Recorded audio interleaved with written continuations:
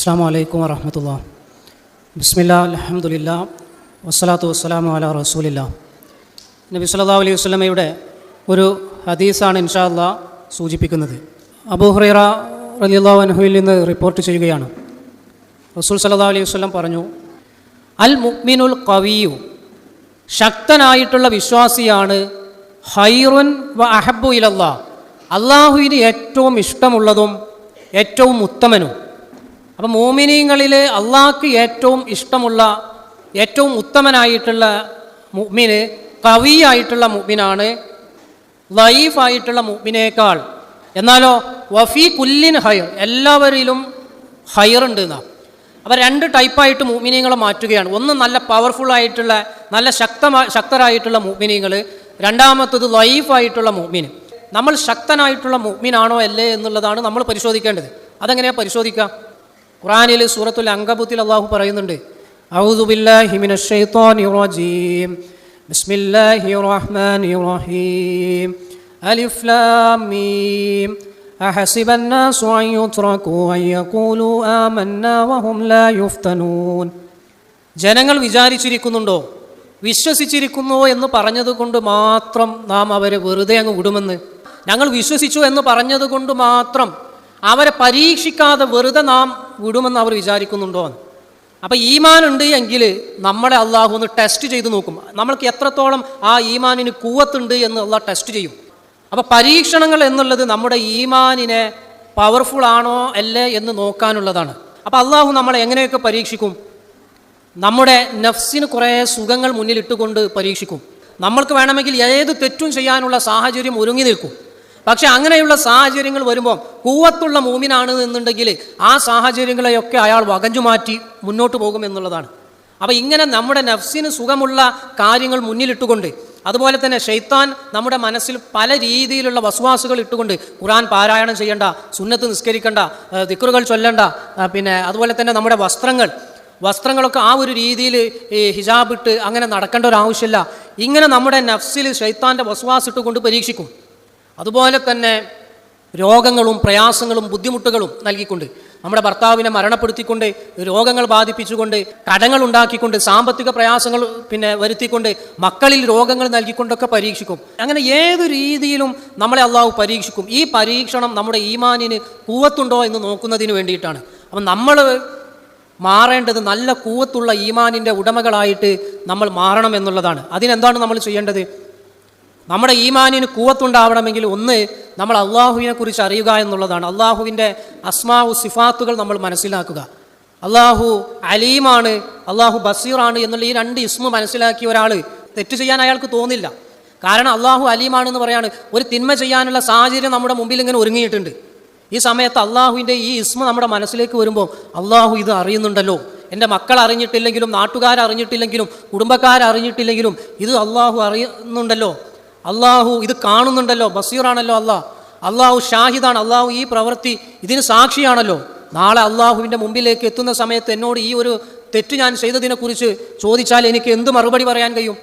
അങ്ങനെ അള്ളാഹുവിൻ്റെ ഈ ഇസ്മുകൾ നമ്മൾ ഓരോന്നോരോന്ന് മനസ്സിലാക്കുന്ന സമയത്ത് നമ്മുടെ ഈമാൻ നല്ല പവർഫുള്ളായി, നല്ല ശക്തിയുള്ളതായിട്ട് മാറുമെന്നുള്ളതാണ്. അപ്പോൾ നമ്മുടെ ഈമാൻ കൂവത്തുള്ളതാക്കി മാറ്റാൻ അള്ളാഹുവിൻ്റെ അസ്മാഉൽ ഹുസ്ന, അള്ളാഹുവിൻ്റെ അസ്മാഉ സിഫാത്തുകൾ നമ്മൾ പഠിക്കുകയും മനസ്സിലാക്കുകയും ചിന്തിക്കുകയും ചെയ്യുക എന്നുള്ളതാണ്. രണ്ടാമതായിട്ട് നമ്മൾ വിശുദ്ധ ഖുർആൻ പഠിക്കുകയും അതിലെ ആയത്തുകളെക്കുറിച്ച് ചിന്തിക്കുകയും വേണം. ഖുർആൻ പാരായണം ചെയ്യുന്നതോടൊപ്പം തന്നെ ഖുർആനിൻ്റെ ആയത്തുകൾ നമ്മൾ പഠിക്കുകയും അത് നമ്മൾ ആലോചിക്കുകയും ചെയ്യുന്ന സമയത്ത് നമ്മുടെ ഈമാൻ വർദ്ധിക്കും. മൂന്നാമതായിട്ട് നമ്മൾ മരണാനന്തര ജീവിതത്തെക്കുറിച്ച് നമ്മൾ ചിന്തിക്കണം.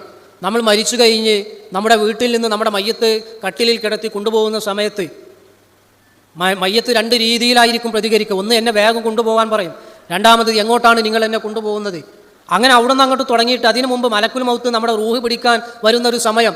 ആ സമയത്താണ് നമ്മുടെ ജീവിതത്തിൻ്റെ റിസൾട്ട് പ്രഖ്യാപിക്കുക. നമ്മൾ വിജയിയാണോ, നമ്മൾ സ്വർഗത്തിലേക്കുള്ള ആളാണോ, നമ്മൾ നരകത്തിലേക്കുള്ള ആളാണോ? അതൊക്കെ നമ്മളിങ്ങനെ ആലോചിക്കുന്ന സമയത്ത് അമൽ സ്വാലിഹാത്തുകൾ നമ്മുടെ ജീവിതത്തിൽ ഇങ്ങനെ വർദ്ധിക്കും. അതനുസരിച്ച് നമ്മുടെ ഈമാൻ കൂവത്തുള്ളതായിട്ട് മാറും. പിന്നീട് നമ്മുടെ ഖബറിൽ വെച്ച് നമ്മുടെ മക്കൾ പിരിഞ്ഞു പോകും, കുടുംബക്കാർ പിരിഞ്ഞു പോകും, എല്ലാവരും പിരിഞ്ഞ് ഖബറിലെ ആ ഒരു മണ്ണിൽ നമ്മൾ കിടക്കുന്ന സമയത്ത് നമ്മളോട് നമ്മുടെ വർത്തമാനം എന്താണെന്ന് ചോദിക്കാൻ വാട്സപ്പിൽ ആരും മെസ്സേജ് അയക്കൂല. നമ്മളെ ആരും ഫോൺ വിളിക്കൂല. നമ്മുടെ ആ സമയത്ത് ഞാനിപ്പോൾ ഖബറിലാണ് കിടക്കുന്നത് എന്ന് ഇൻസ്റ്റാഗ്രാമിൽ സ്റ്റോറി ഇടാനോ വാട്സപ്പിൽ സ്റ്റാറ്റസ് വെക്കാനോ നമുക്ക് കഴിയില്ല. അങ്ങനെ നമ്മൾ ഏകാഗിയായിട്ട് കിടക്കുന്ന ആ ഒരു സമയത്ത് നമ്മൾ ഈ ഭൂമിയിൽ ജീവിച്ച സമയത്ത് ചെയ്ത നന്മകൾ അത് നമുക്കവിടെ സന്തോഷമായിട്ട് മാറും. നമ്മൾ തിന്മകളാണ് ചെയ്തിട്ടുള്ളത് എങ്കിൽ അത് നമുക്കവിടെ പ്രയാസകരമായിട്ടുള്ള അവസ്ഥയിലേക്ക് എത്തും. അപ്പോൾ ഈ ഒരു സംഗതി ആലോചിക്കുന്ന സമയത്ത് നമ്മുടെ ഈമാൻ വർദ്ധിച്ചു വരും. അതുപോലെ ഈ ഖബറിൽ നിന്നൊക്കെ എഴുന്നേറ്റ് അന്ത്യനാളെത്തുന്ന സമയത്ത് കൽ ഫറാഷിൽ മബ്സൂസ്, ഈയാമ്പാറ്റകളെ പോലെ ഖബറിൽ നിന്ന് മനുഷ്യർ പുറത്തേക്ക് വരും. എന്നിട്ട് മഹ്ശറ മൈതാനത്ത് വെച്ച് ഒരുമിച്ച് കൂടുന്ന സമയത്ത് എല്ലാവരും നഫ്സി നഫ്സി എന്ന് പറയുന്ന നമ്മുടെ മക്കളെക്കുറിച്ച് നമ്മൾക്ക് ആലോചനയില്ലാതെയാവുന്ന സമയമാണത്. ഇപ്പോൾ നമുക്ക് നമ്മുടെ മക്കളെക്കുറിച്ച് നല്ല ചിന്തയുണ്ടല്ലോ. വീട്ടിൽ ഉള്ള നമ്മുടെ മക്കളെക്കുറിച്ച് അവരിപ്പോൾ എന്താണ് ചെയ്യുന്നത്, ഇപ്പോൾ ഇവിടെ ഇങ്ങോട്ട് കൊണ്ടുവന്ന കുട്ടികളെക്കുറിച്ച് തന്നെ കുട്ടികളിപ്പോൾ എന്താണ് ചെയ്യുന്നത്. അപ്പോൾ കുട്ടികളെക്കുറിച്ചുള്ള ചിന്തകൾ നമ്മുടെ ജീവിതത്തിലെ ഒരു മുഖ്യമായ സമയവും അതിനു വേണ്ടിയിട്ടാണ്. നമ്മുടെ ചിന്തയായാലും നമ്മൾ പ്രവർത്തിക്കുന്നതായാലും ഒക്കെ മക്കളുടെ ആ ഒരു നല്ല ഭാവിക്ക് വേണ്ടിയിട്ടാണ്. എന്നാൽ ഈ മക്കളുടെ ഭാവിയെക്കുറിച്ച് നമ്മൾ ചിന്തിക്കാതെ, മക്കൾ നമ്മളെക്കുറിച്ച് ചിന്തിക്കൂല, നമ്മുടെ മാതാപിതാക്കൾ നമ്മളെക്കുറിച്ച് ചിന്തിക്കൂല, നമ്മുടെ സഹോദരി സഹോദരന്മാർ നമ്മളെക്കുറിച്ച് ചിന്തിക്കൂല. എല്ലാ ആളുകൾക്കും അവരുടേതായിട്ടുള്ള ആ ഒരു കാര്യം തന്നെ ധാരാളം ഉണ്ടാകുമെന്നുള്ളതാണ്. അപ്പോൾ ഇങ്ങനെ മഹ്ശറിനെ കുറിച്ച് ആലോചിക്കുമ്പോൾ നരകത്തിന് മുകളിലുള്ള ആ ഒരു നേരിയ സിറാത്ത് അതിലൂടെ കടക്കേണ്ടതിനെക്കുറിച്ച് ആലോചിക്കുമ്പോൾ ഇങ്ങനെ നമ്മൾ മരണാനന്തര ജീവിതത്തെക്കുറിച്ച് നമ്മൾ ആലോചിക്കുകയും അത് നമ്മുടെ ജീവിതവുമായിട്ട് കണക്ട് ചെയ്താൽ നമ്മുടെ ഈമാൻ കൂവത്തുള്ളതായിട്ട് മാറുമെന്നുള്ളതാണ്. മറ്റൊന്ന്, നല്ല ആളുകളുമായിട്ട് കൂട്ടുകൂടുക എന്നുള്ളതാണ്. നല്ല ആളുകളുമായിട്ടാണ് നമ്മുടെ സൗഹൃദമെങ്കിൽ അവരിലുള്ള നന്മകൾ നമ്മിലേക്ക് കടന്നു വരും. ആ നന്മകൾ നമ്മുടെ ജീവിതത്തിൽ വരുന്നതോടുകൂടി നമ്മുടെ ഈമാൻ ശക്തിയുള്ളതായിട്ട് മാറും. അപ്പോൾ നമ്മുടെ ഫ്രണ്ട്സ് അത് ആരാണ് എന്ന് നമ്മൾ പരിശോധിക്കുക. നമ്മളെ ഈമാൻ ലൈഫാക്കുന്ന, ഉള്ള ഈമാനും കുറക്കുന്ന രീതിയിലുള്ള സുഹൃത്തുക്കളാണോ നമ്മളുടേത്? എല്ലാ സുഹൃത്തുക്കളെയും ഒഴിവാക്കണം എന്നുള്ളതല്ല പറയുന്നത്. അവരുടെ ആ ലൈഫായിട്ടുള്ള ഈമാനിലേക്ക് നമ്മൾ തരം താന്നു പോകരുത്. കൃത്യമായിട്ട് ഇസ്ലാമിക വസ്ത്രം ധരിച്ച നമ്മൾ പിന്നീട് ഈ ഒരു ഫ്രണ്ട്സിനെ സ്വീകരിച്ചതോടുകൂടി തട്ടം ഇടാൻ നമുക്കൊരു മടി, അല്ലെങ്കിൽ നിസ്കരിക്കാൻ നമ്മൾക്കൊരു മടി. ഇങ്ങനെ നമ്മുടെ ആ ഒരു ഫ്രണ്ട്ഷിപ്പ് കൂടുന്നതിനനുസരിച്ച് നമ്മുടെ ഈമാൻ കുറയുകയാണോ ചെയ്യുന്നത്? അത് നമ്മൾ പരിശോധിക്കുക. നേരെ മറിച്ച് നമ്മൾ ഈ ഒരാളെ ഫ്രണ്ട്സ് ആയതോടുകൂടി നമ്മൾ കൃത്യമായിട്ട് നിസ്കരിക്കാൻ തുടങ്ങി, നമ്മുടെ ജീവിതത്തിൽ സുന്നത്തുകൾ അധികരിച്ചു, ഖുർആൻ പഠനം വർദ്ധിച്ചു, ഇങ്ങനെയുള്ള ഒരു ഫ്രണ്ട് സർക്കിളാണോ നമുക്കുള്ളത്? അപ്പോൾ നമ്മുടെ സുഹൃത്ത് വലയം ആരാണ് എന്നുള്ളത് നമ്മൾ പരിശോധിക്കുക. അങ്ങനെ നല്ല സുഹൃത്തുക്കളാണ് എങ്കിൽ അവരിലുള്ള നന്മകൾ നമ്മിലേക്ക് കടന്നു വരുമ്പോൾ നമ്മുടെ ഈമാൻ കൂവത്തുള്ളതായിട്ട് മാറുമെന്നുള്ളതാണ്. അതുപോലെ ജീവിതത്തിൽ പരീക്ഷണങ്ങൾ വരുന്ന സമയത്ത് നമ്മുടെ ജീവിതത്തിൽ പല പ്രയാസങ്ങളിലൂടെയുമാണ് നമ്മൾ കടന്നു പോകുന്നത്. ചിലതൊക്കെ എന്താണ്, കഴിഞ്ഞുപോയ കാലത്ത് സംഭവിച്ചിട്ടുള്ളതാണ്. അപ്പം മനസ്സ് തളരുന്നത് അധികവും ശക്തമായിട്ടുള്ള ഈമാനുള്ള ആളുകളാണെന്നെങ്കിൽ ജീവിതത്തിൽ എന്ത് പ്രയാസം വന്നാലും ആ സമയത്ത് അവർക്കൊരു ടെൻഷനും ബേജാറൊക്കെ ഉണ്ടെങ്കിലും പിന്നെ അവർ അതിനെയൊക്കെ തരണം ചെയ്യും.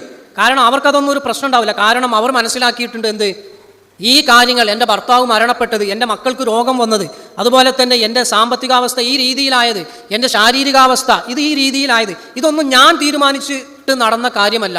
ഇതൊക്കെ അള്ളാഹുവിൻ്റെ ഖദറുമായിട്ട് ബന്ധപ്പെട്ടതാണ്. അപ്പോൾ അള്ളാഹുവിൻ്റെ ഖദർ എന്താണോ അള്ളാഹു എനിക്ക് വിധിച്ചത് അതിൽ ഞാൻ പരിപൂർണമായിട്ടും സംതൃപ്തനാണ് എന്നുള്ള ആ ഒരു ബോധം അത് നമ്മുടെ ഈമാനിനെ കൂവത്തുള്ളതാക്കും, നമ്മുടെ മനസ്സിനെയും കൂവത്തുള്ളതാക്കി മാറ്റുമെന്നാണ്. അപ്പോൾ റിളയുള്ള ഒരു മനസ്സ് നമുക്കുണ്ടാവണം. ഇങ്ങനെ ഈ അള്ളാഹുവിൻ്റെ ഖദറിൽ നമ്മൾ തൃപ്തിപ്പെട്ട് കഴിഞ്ഞാൽ പിന്നെ ഈ ഒരു അവസ്ഥയിൽ നമ്മൾ സ്വബറോടുകൂടി മുന്നോട്ട് പോവുക എന്നുള്ളതാണ്.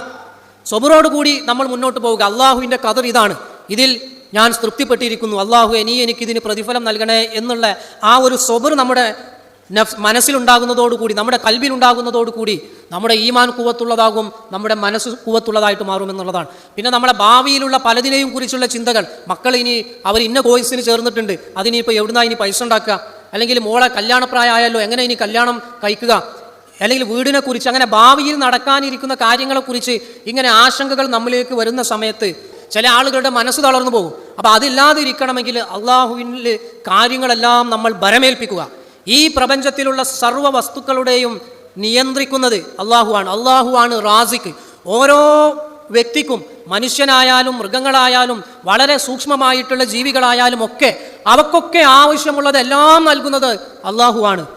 ഈ കടലിലുള്ള വലിയ നീലത്തിമിംഗലം മുതൽ നമ്മുടെ ഈ ഹാളിലൂടെ ഇതിൻ്റെയൊക്കെ സൈഡിലൂടെ പോകുന്ന ഉറുമ്പുകൾക്ക് വരെ അന്നം നൽകുന്നവൻ അള്ളാഹുവാണ്. അവരുടെയൊക്കെ ശരീരത്തിന് ചലനശേഷി നൽകിയവൻ അള്ളാഹുവാണ്.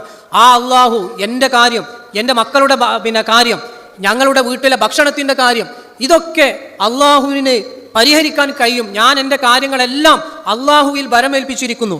ആ ഒരു തവക്കുൽ ആ തവക്കുൽ നമ്മളിൽ ഉണ്ടാകുമ്പോൾ നമ്മുടെ മനസ്സ് ശക്തമാകും, നമ്മുടെ ഈമാൻ കൂവത്തുള്ളതായിട്ട് മാറും എന്നുള്ളതാണ്.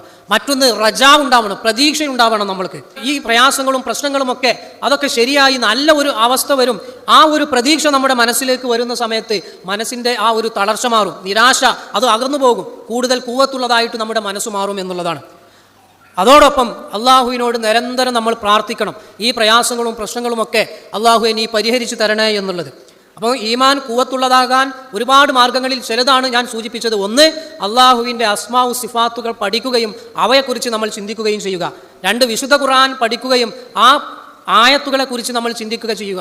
മൂന്നാമതായിട്ട് മരണാനന്തര ജീവിതത്തെക്കുറിച്ച് ചിന്തിക്കുക. നാലാമതായിട്ട് നമ്മുടെ ജീവിതത്തിൽ കഴിഞ്ഞുപോയ പ്രയാസങ്ങൾ അത് നമ്മൾ റിളയും സ്വബറും അതിലുണ്ടാവുക. വരാനിരിക്കുന്നതാണ് എങ്കിൽ അതിൽ അള്ളാഹുവിൽ കാര്യങ്ങളൊക്കെ തവക്കുൽ ചെയ്യുകയും പ്രതീക്ഷയുള്ളവരായിട്ട് നമ്മൾ മാറുക. അതോടൊപ്പം പ്രാർത്ഥനയും.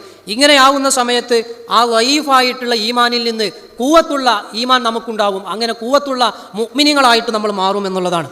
വഫീ കുല്ലിൻ ഹൈർ. അപ്പോൾ എല്ലാ മുഅ്മിനീങ്ങളിലും ഹൈറുണ്ട്. അപ്പോൾ നമ്മുടെ ഈമാനിൻ്റെ അവസ്ഥ ഇതിങ്ങനെ അങ്ങോട്ടും ഇങ്ങോട്ടൊക്കെ ചാഞ്ചാടിക്കൊണ്ടിരിക്കും. അപ്പോൾ ലോ ലെവലിലേക്ക് പോകുന്ന സമയത്ത് അതിനെ പവർഫുൾ ആക്കാൻ ഈ മാർഗങ്ങൾ നമ്മൾ പരിശ്രമിക്കുക എന്നുള്ളതാണ്. അടുത്തതായിട്ട് പറയുന്നത് ഇഹ്രിസ് അലാ മാ യൻഫഉക്. നിനക്ക് ഉപകാരമുള്ള കാര്യങ്ങളിൽ നീ തിരക്കുള്ള ആളായിട്ട് മാറണം എന്നുള്ളത്. അപ്പം നമ്മൾക്ക് കിട്ടിയിട്ടുള്ള ഏറ്റവും വലിയ സമ്പത്ത് അത് നമ്മുടെ സമയമാണ്. ഈ സമയം നമ്മൾ ഉപയോഗിക്കുന്നത് നമ്മൾക്ക് ഉപകാരമുള്ള കാര്യങ്ങൾക്ക് വേണ്ടിയായിരിക്കണം എന്നുള്ളതാണ്. ഒന്നെങ്കിൽ നമുക്ക് ദുനിയാവിൽ ഉപകാരം കിട്ടണം, അതല്ലെങ്കിൽ ആഖിറത്തിൽ നമ്മൾക്ക് ഉപകാരം കിട്ടണമെന്നാണ്. ഈ രണ്ട് ലോകത്തും ഉപകാരം കിട്ടാത്ത കാര്യങ്ങൾക്ക് വേണ്ടി നമ്മുടെ വിലപിടിപ്പുള്ള സമയത്തെ നമ്മൾ പാഴാക്കരുത് എന്നുള്ളതാണ്. ഇഹ്രിസ് അലാ മാ യൻഫഉക്. അപ്പോൾ നമ്മൾ എന്തെങ്കിലും കാര്യങ്ങൾ പഠിക്കുന്നതിന് വേണ്ടി, ഒരു തൊഴിൽ പഠിക്കുന്നതിന് വേണ്ടി, ഖുർആൻ പഠിക്കുന്നതിന് വേണ്ടി, അങ്ങനെ എന്തായാലും നമ്മൾക്ക് ഉപകാരമുള്ള കാര്യങ്ങളിലായിരിക്കണം നമ്മുടെ സമയം ചെലവഴിക്കേണ്ടത്. ഓരോ ദിവസം കഴിയും തോറും ഇന്ന് ഞാൻ എങ്ങനെയാണ് എൻ്റെ സമയം ചെലവഴിച്ചത്, ഞാൻ രാവിലെ ഇത്ര സമയം ഞാൻ ചെലവഴിച്ചു, അതിൽ എന്ത് ഉപകാരമാണ് എനിക്ക് ഉണ്ടായിട്ടുള്ളത്. ഇപ്പോൾ നിങ്ങൾ ഇങ്ങോട്ട് വരുന്ന സമയത്ത്, ഈ ബസ്സിൽ വരുന്ന സമയത്ത് അവിടെ നിന്ന് നമുക്ക് ബസ്സിൽ നിന്ന് ഇങ്ങനെ പുറത്തേക്ക് നോക്കുന്ന സമയത്ത് ഒരുപാട് കാഴ്ചകൾ കാണും. ഈ കാഴ്ചകൾ കാണുന്ന സമയത്തൊക്കെ നമുക്ക് അള്ളാഹുവിൻ്റെ സൃഷ്ടിപ്പിനെ കുറിച്ച് ചിന്തിക്കാം. ആ സമയം നമുക്കത് ഉപകാരപ്പെടുത്താൻ പറ്റും. ആ വരുന്ന സമയത്ത് നമുക്ക് പ്രാർത്ഥനകൾ, ദിക്റുകൾ ഇതൊക്കെ നമുക്ക് ചൊല്ലാം. യാത്രക്കാരൻ്റെ പ്രാർത്ഥന അള്ളാഹു സ്വീകരിക്കാൻ കൂടുതൽ സാധ്യതയുള്ളതാണ്. അതുപോലെ തന്നെ ഇവിടെ വരുന്ന സമയത്ത് ഇവിടെ നമ്മൾക്ക് നമ്മുടെ വാക്കുകൊണ്ട് ഒരാളെ ആശ്വസിപ്പിക്കുക, എന്തെങ്കിലും ഒരു പ്രയാസം അനുഭവിക്കുന്ന ഒരു കാര്യം ചെയ്യാൻ കഴിയാത്ത ഒരാൾക്ക് അതിന് അവർക്ക് സഹായിക്കുക, ഒരു ഇരിക്കുന്ന ഈ ചെയർ അതെടുത്തൊന്ന് തുടക്കുക. അങ്ങനെ നമ്മൾക്ക് കിട്ടിയിട്ടുള്ള സമയവും ആരോഗ്യവും സാഹചര്യവും ഒക്കെ നമുക്ക് ഉപകാരമുള്ള പ്രവർത്തികൾക്ക് വേണ്ടിയിട്ട് നമ്മൾ വിനിയോഗിക്കുക എന്നുള്ളതാണ്. വസ്തൈൻ ബില്ല, അടുത്തത് അതാണ് പറയുന്നത്, നീ അള്ളാഹുവിനോട് സഹായം തേടുക എന്നുള്ളതാണ്. അപ്പം നമ്മൾക്ക് കുറേ കാര്യങ്ങൾ ഉപകാരമുള്ളത് നമ്മൾ ചെയ്യുന്നുണ്ട്. അപ്പോൾ ഈ ചെയ്യുന്നതോടൊപ്പം തന്നെ അതൊക്കെ നല്ല രീതിയിലാകുന്നതിന് വേണ്ടിയിട്ട് എന്ത് ചെയ്യുക? അള്ളാഹുവിനോട് നമ്മൾ സഹായം തേടുക. നമ്മുടെ വ്യക്തി ജീവിതമായാലും ഇനി നമ്മളുടെ മക്കൾക്ക് ഉപകാരമുള്ള കാര്യങ്ങൾ പലതും നമ്മൾ ചെയ്യുന്നുണ്ട്. അപ്പോൾ ഇതൊക്കെ ശരിയായിട്ട് നല്ല ഒരു അവസ്ഥയിലെത്തണമെങ്കിൽ അള്ളാഹുവിൻ്റെ സഹായം നമുക്ക് അനിവാര്യമാണ്. അപ്പോൾ അതിനു വേണ്ടിയിട്ട് എന്ത് ചെയ്യണം? വസ്തൈൻ ബില്ല, നീ അള്ളാഹുവിനോട് സഹായം തേടണം. വലാ തഅസസ്, നീ ഒരിക്കലും ദുർബലനായിട്ട് മാറരുത്, നീ തളർന്ന ഒരാളായിട്ട് മാറരുത്, നീ അലസനോ മടിയനോ ആയിട്ട് മാറരുത് എന്നുള്ളതാണ്. മറ്റുള്ള ഒരാൾ എന്തെങ്കിലും നമ്മളെക്കുറിച്ച് കമൻറ്റ് ചെയ്യുമ്പോൾ, അല്ലെങ്കിൽ നമ്മളെക്കുറിച്ച് പരിഹസിക്കുമ്പോൾ, നമ്മളെക്കുറിച്ച് കുത്തുവാക്ക് പറയുമ്പോൾ നമ്മൾ തളർന്നു പോകരുത്. അവരുടെ വാക്കുകൾക്ക് നമ്മളെ കീഴ്പ്പെടുത്താൻ കഴിയരുത്. ഒരാൾ നമ്മളെ പരിഹസിക്കുന്ന സമയത്ത് നമ്മുടെ മനസ്സ് തളർന്നാൽ അവർ വിജയിച്ചു, നമ്മൾ പരാജയപ്പെട്ടു. എന്നാൽ നമ്മളാവേണ്ടത് എങ്ങനെയാണ്? ആര് എന്നെക്കുറിച്ച് എന്തു പറഞ്ഞാലും എനിക്കൊരു ജീവിത ലക്ഷ്യമുണ്ട്, എനിക്കൊരു ജീവിത മാർഗമുണ്ട്. അവരുടെ വാക്കുകൾ അവർ പറഞ്ഞാലും ഇല്ലെങ്കിലും എനിക്ക് എൻ്റെ ജീവിതം ഞാൻ ജീവിക്കും. അവരുടെ വാക്കുകൾ നമ്മുടെ മനസ്സിനെ കീഴ്പ്പെടുത്തരുത്. ആ ഒരു രീതിയിൽ നല്ല കൂവത്തുള്ള ഒരു കൽബിൻ്റെ ഉടമകളായിട്ട് നമ്മൾ മാറണം. വലാ തഅസസ്, നീ ഒരിക്കലും തന്നെ ദുർബലനായിട്ട് മാറരുത്. വൈൻ അസാബക ഷൈഅൻ ഫലാ തഖുൽ ലൗ അന്നി ഫഅൽതു കാന കദാ വകദാ. ഇനി നമ്മൾ ഇങ്ങനെയൊക്കെ ചെയ്തു, നമ്മൾക്ക് ദുനിയാവിൽ ഉപകാരമുള്ള കാര്യങ്ങൾക്ക് വേണ്ടി നമ്മുടെ സമയത്തെ നമ്മൾ വിനിയോഗിച്ചു, നമ്മുടെ ഈമാൻ വർദ്ധിക്കുന്നതിന് വേണ്ടിയിട്ടുള്ള കാര്യങ്ങൾക്ക് വേണ്ടി നമ്മൾ ശ്രമിച്ചുകൊണ്ടിരുന്നു. അങ്ങനെ പല രീതിയിലുള്ള കാര്യങ്ങളിലൊക്കെ നമ്മൾ ഏർപ്പെട്ടു. പക്ഷെ ചിലപ്പോൾ നമ്മൾ വിചാരിച്ച രീതിയിൽ റിസൾട്ട് കിട്ടിക്കൊള്ളണമെന്നില്ല. ഈ സമയത്ത് നീ ഒരിക്കലും എന്തു പറയരുത്? ഞാൻ അങ്ങനെ ചെയ്തിരുന്നെങ്കിൽ ഇങ്ങനെ ആവുമായിരുന്നില്ലേ നീ. വലാക്കിൻ കുൽ ഖദ്ദറല്ലാഹു വമാ ശാഅ ഫഅൽ. നീ പറയേണ്ടത് എന്താണ്? അള്ളാഹുവിൻ്റെ ഒരു ഖദർ അനുസരിച്ചാണ് അതൊക്കെ സംഭവിച്ചത്. അള്ളാഹുവിൻ്റെ ഖദർ അനുസരിച്ച്, അള്ളാഹുവിൻ്റെ ഉദ്ദേശം അനുസരിച്ച് ആ കാര്യങ്ങളൊക്കെ സംഭവിച്ചു. ഫൈന്ന ലൗ തഫ്തൗ അമല ശൈത്താൻ.